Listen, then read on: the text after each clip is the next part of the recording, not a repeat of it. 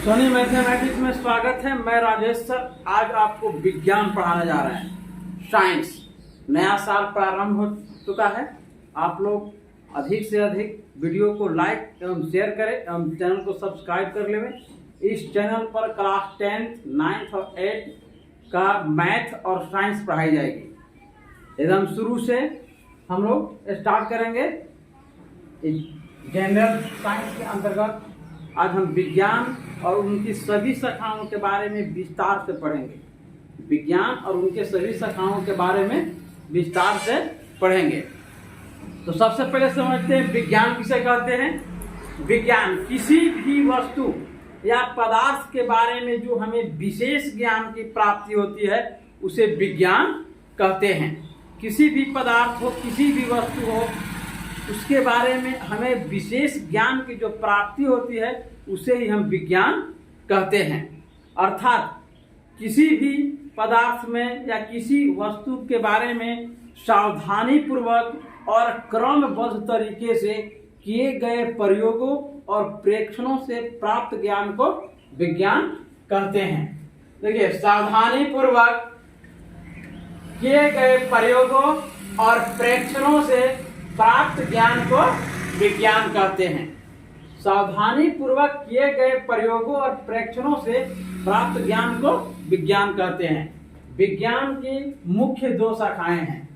विज्ञान की मुख्य दो शाखाएं हैं।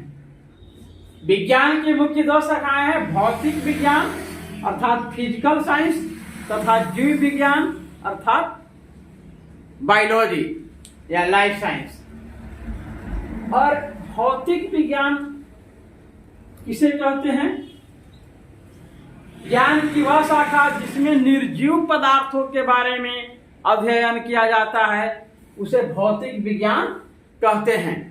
निर्जीव पदार्थों के बारे में जिसमें अध्ययन किया जाता है उसे भौतिक विज्ञान कहते हैं। जैसे सूर्य है, चंद्रमा है, पृथ्वी है इत्यादि के बारे में जो विस्तार से हम लोग अध्ययन करते हैं वो सब क्या है? भौतिक विज्ञान है। किसी भी पदार्थ के बारे में, चूना हो गया, नमक हो गया, पानी हो गया इत्यादि के बारे में जो हम विस्तार से अध्ययन करते हैं उसे हम भौतिक विज्ञान कहते हैं। और दूसरा है जीव विज्ञान।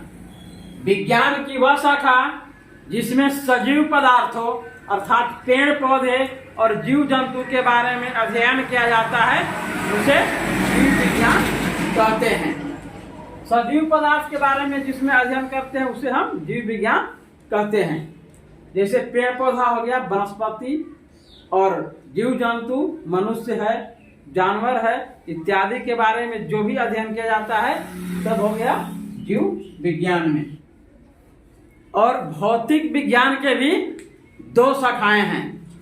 भौतिक विज्ञान के भी दो शाखाएं हैं और जीव विज्ञान के भी दो शाखाएं हैं। सबसे पहले भौतिक विज्ञान को दो भौतिक विज्ञान के दो मुख्य शाखाएं हैं। पहला भौतिकी और दूसरा हो गया रसायन शास्त्र।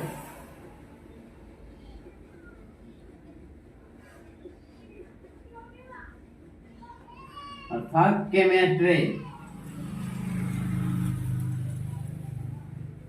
रसायन शास्त्र अर्थात केमिस्ट्री। भौतिकी किसे कहते हैं? तो विज्ञान की वह शाखा जिसमें प्राकृतिक और प्राकृतिक से संबंधित घटनाओं और ब्रह्मांड तथा उनसे संबंधित घटनाओं के बारे में अध्ययन किया जाता है उसे हम भौतिकी कहते हैं।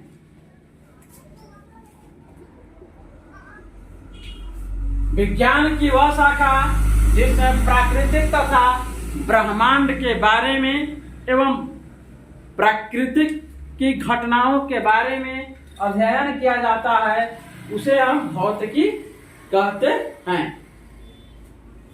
और दूसरा है रसायन शास्त्र। विज्ञान की वह शाखा जिसमें पदार्थों के आंतरिक संरचनात्मक एवं क्रियात्मक गुणों के बारे में अध्ययन किया जाता है उसे रसायन शास्त्र कहते हैं।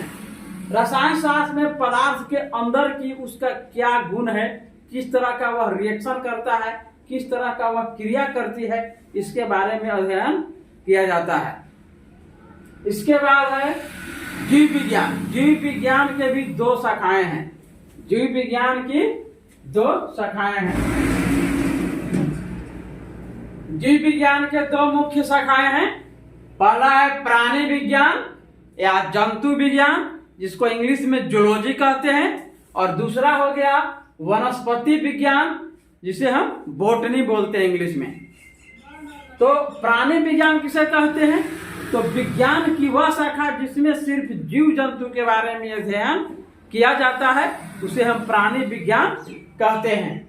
विज्ञान की वह शाखा जिसमें सिर्फ जीव और जंतु के बारे में अध्ययन करते हैं, उसे प्राणी विज्ञान कहते हैं। और दूसरा है वनस्पति विज्ञान।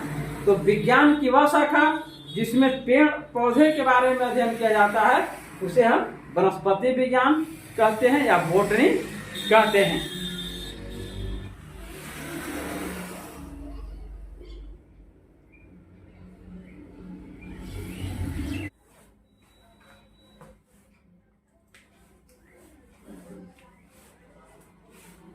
विज्ञान की वह शाखा जिसमें सिर्फ पेड़ पौधे के बारे में अध्ययन किया जाता है, उसे वनस्पति विज्ञान कहते हैं।